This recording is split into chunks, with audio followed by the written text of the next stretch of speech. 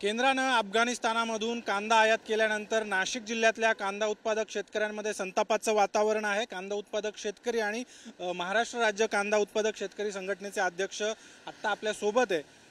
अफगाणिस्तानमधून पंजाबमध्ये कांदा आयात झालेला आहे। खरं तर निर्यात बंदी आता काही दिवसांपूर्वी शिथिल करण्यात आलेली आहे। बरोबर आहे। आपण जर बघाल तर अनेक महिने कांद्यावर थेट निर्यात बंदी होती। निर्यातीवर 40% शुल्क होतं।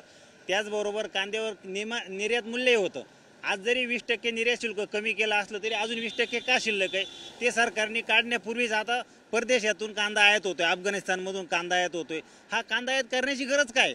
आपला देश सर्वात मोठा कांदा उत्पादक देश आहे। महाराष्ट्रात सर्वाधिक कांदा पिकवला जातो।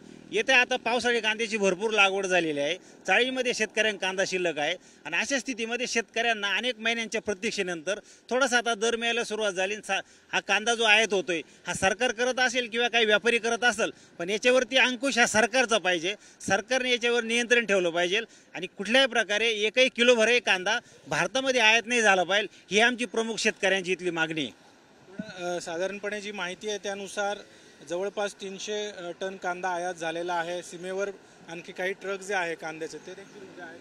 कांदा पुढच्या काही दिवसांमध्ये नक्कीच याचा नकारात्मक परिणाम होणार आहे आणि ह्या कांद्याच्या आयातीमुळं येथील ज्या शेतकऱ्यांना आता दरवाढीची थोडी संधी मिळणार होती त्या दरवाढीला ब्रेक लागणार आहे। आज जरी कांद्याचा दर दिसत असेल 4,500च्या आसपास, 4,000च्या आसपास प्रति क्विंटल, पण हा बघितला पाहिजे विषय की मागील काळामध्ये अनेक शेतकऱ्यांचा कांदा चाळीत चढून गेला, त्याचं वजन घटलं आणि अनेक शेतकऱ्यांचा कवडी मोलदरात कांदाही विकून झाला आहे।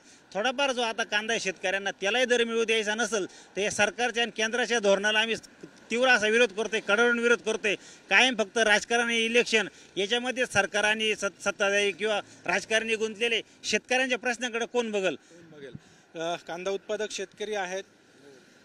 अफगाणिस्तानातून भारतात कांदा आयात झालेला आहे, काय वाटतं तुम्हाला? हो, हे जे आहे ना हे सरकारचे धोरण सगळे चुकीचे झालेले आता। अफगाणिस्तानचा कांदा आपल्या भारतात आणायचं काही कारण नव्हतं। त्याशिवाय महाराष्ट्रामध्ये कमीत कमी 25-30% कांदा महाराष्ट्रातले शेतकरी कमवतात। हा कांदा जर शेतकऱ्यांना या महाराष्ट्रातला जर भाव नाही मिळाला तर हे शेतकरी सगळे हे होऊन गेले, गरीब होऊन राहून गेलेत। हा कांदा आणून काही फायदा नाही। जो आलेला असेल काय 200-300 टन तो कांदा आलाय, तो आता याच्यानंतर जो काही तिथं असेल बाउंड्रीवर तो त्यांनी परत पाठवावा। आपल्या महाराष्ट्रात भारतात काही कांदा आणू नये। हा कुठंतरी 4-5 हजार रुपये भाव झाला होता, तर हा कांदा आल्यामुळं कालपासून लगेच कांद्याचे भाव कमी झालेत, लगेच 45-46वर आलेत। तर या सरकारने इथं थोडं कुठंतरी थांबलं पाहिजे, नाहीतर हे सरकार पुढं त्रास झाला तर त्यांना धोका आहे आपल्यापासून, सगळ्या शेतकरी वर्गापासून। पुढं हे चालणार नाही। आम्हाला त्रास जर दिला तुम्ही सरकारने तर तुम्हाला सुद्धा आम्ही शेतकरी रस्ता दाखवून देऊ, जागा दाखवून देऊ तुमची। असं इडून पुढं तरी आता थांबवा आणि आम्हाला शेतकऱ्याला 4 रुपये मिळू द्या। याच्या नंतर आम्ही तुमच्या पाठीमागे राहू। नाहीतर बाबा, गेल्या काही दिवसांपासून निर्यात बंदी होती, भाव काहीसे घसरलेले होते।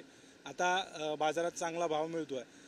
परदेशातून कांदा आयात होतोय। आता पंजाबमध्ये काही व्यापाऱ्यांनी कांदा आयात केला। बघा, सरकार काय म्हणतं, आम्ही शेतकऱ्यांच्या पाठी मागे 20% शुल्क कमी केलं, त्याचा इतका गाजावाजा केला आणि एकीकडं दाखवायचं आम्ही खूप मागे, दुसऱ्या बाजूने कांदा बाहेरून आयात करायचा। हे धोरणं सर्व शेतकऱ्यांच्या विरोधातले। आणि बघा तुम्ही, कांदासाठी 2 पैसे कुठंतरी मिळते आहे आणि कुठंतरी पाठीवर येतोय। तुमची कुठंतरी मदत घेण्यापेक्षा त्याच्या स्वतःच्या कष्टानं तो पुढे जात असेल आणि त्याला मिळत असेल तर हे सरकारनं एक खोडं घालण्याचे काम करू नये। कारण कांदा फार कमी आहे, त्यांच्याकडे थोडा स्टॉक आहे, पण ते काहीतरी पुरवत आहे, हे पुरवठादार आहे, त्याचा विचार केला पाहिजे, त्याच्या 2 पैसे पेले पाहिजे।